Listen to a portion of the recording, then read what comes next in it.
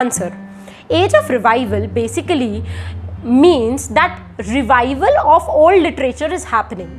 So this was a time when people started looking back and started reading the ancient Greek and Roman texts. So a lot of Roman and Greek text was circulated because of crusades. I've explained crusades in the previous video. Make sure you watch it if you haven't watched it so far.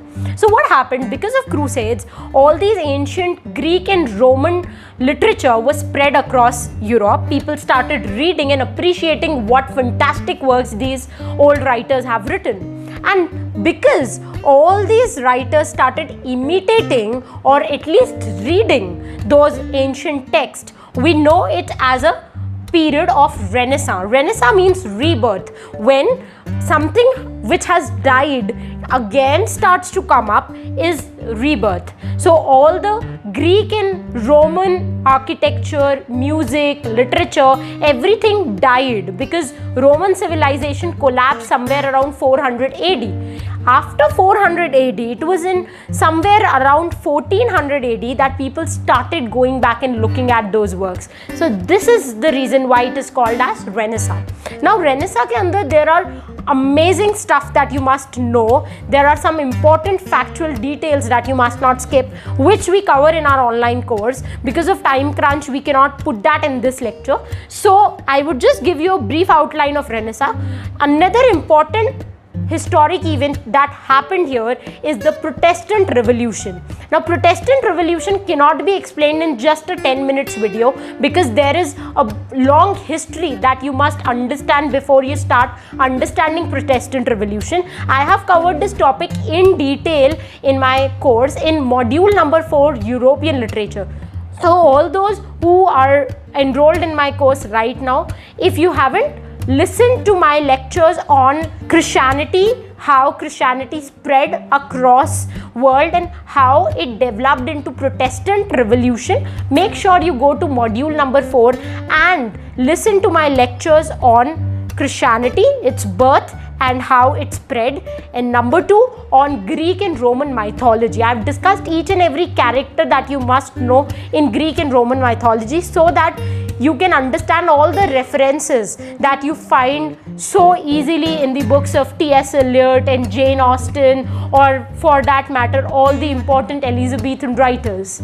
So we've discussed Renaissance, we've discussed Reformation, the Protestant movement, but is it the only two important historic movements that impacted the Age of Revival?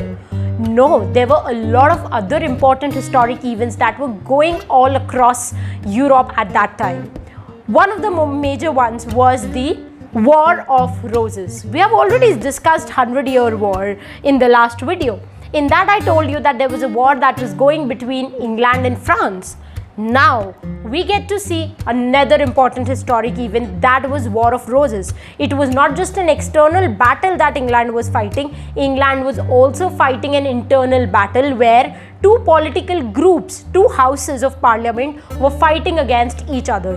One house was known as House of York, another was known as House of Lancaster, and both of them were fighting, and their fight was about who is going to get the throne, who is going to become the king. That was War of Roses. Another important historic event that happened was that printing press came to Europe. It was during this Age of Revival that printing press was set up all across Europe, and William Caxton brought printing press to London. Earlier there were woodblock printings that were happening. So woodblock printing is basically there was a wooden piece in which the entire paper was carved, and when you put that as a stamp on another sheet of paper, the page, you find that a copy of page has been created. That was a kind of wooden block printing that was happening. Not only this, England during this period saw a ruler known as Henry VIII. Now this ruler was extremely cruel, and he was a phenomenal ruler. Phenomenal in an ironic sense. He was a ruler who married 6 times. Why? Because he was not getting a kid, a male child. For them, females were of no use. So he wanted a male child. He was not getting it, so he killed each of his wife and he kept on marrying again and again. And it was Henry VIII who started Anglican Church. Now you would ask me, what is Anglican Church? Let me tell you friends, Protestant, Catholic, Puritans, Anglican, these are all different sects who are following Christianity in different manner. Now I have a complete lecture on this part in my audio course, but then I cannot deliver it here since we are having a time crunch. So I would just like you to understand the fact that it was Henry VIII who brought Anglicanism in England. Apart from that, a lot of other important historic changes were happening. All across Europe, there were countries who were sending people on voyages. And in one such voyage was America discovered. And who discovered America? It was Columbus. So Columbus discovered America in 1492, and then Vasco da Gama discovered India in 1497. So different would-be colonies were discovered, and people started to realize that the world is not that short, world is not that small. We were only thinking that it's just Europe that is what world is, but now they started discovering that there were some eastern countries, there were some countries in America, and that is how they started creating an altogether different notion of the world. I think I've spoken enough about the Age of Revival. I've tried to give you as much information as I could in the limited time we had. But now it's time to discuss some major writers.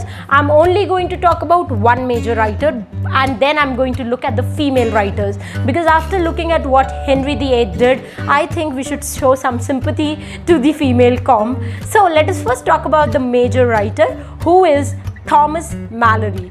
Thomas Malory was the one who wrote Les Mortes d'Arthur. I've already discussed Arthurian legends in detail in the previous video. So Les Mortes d'Arthur was also based on all the Arthurian legends, and it was a book where he discussed the entire life of King Arthur and all the quest of the Arthurian knights. Now let's look at the female writers. So my favorite one from this period is Christine de Pizan. Christine de Pizan is said to be the first female writer who took writing as her career. Look at it. 15th century, a female writer decides that I'm not going to just look after my house, I'm going to write some amazing works. She was the pioneer of that. Then we have another important female writer, Mary Kemp. Now, Marguerite Kemp is basically a writer who had 14 children. So you can understand how busy her life would have been. And amidst all of this, she started talking about her life in form of prose works. So she started writing down what she's going through, what it is to be a woman in that century, what it feels like to take care of so many household responsibilities. So it was an amazing work that was written by Marguerite Kemp, and it is known as the Book of Marguerite Kemp. And last but not the least, we have Julian of Norwich. She was a woman who dedicated her life to God, and she wrote a beautiful book called 16 Revelations of Divine. And in this book, there's a beautiful line. The line says, all is well and all is well, and all matter of things are well. And this was a line which was later in 20th century used by the great writer T.S. Eliot. So this was about Age of Revival.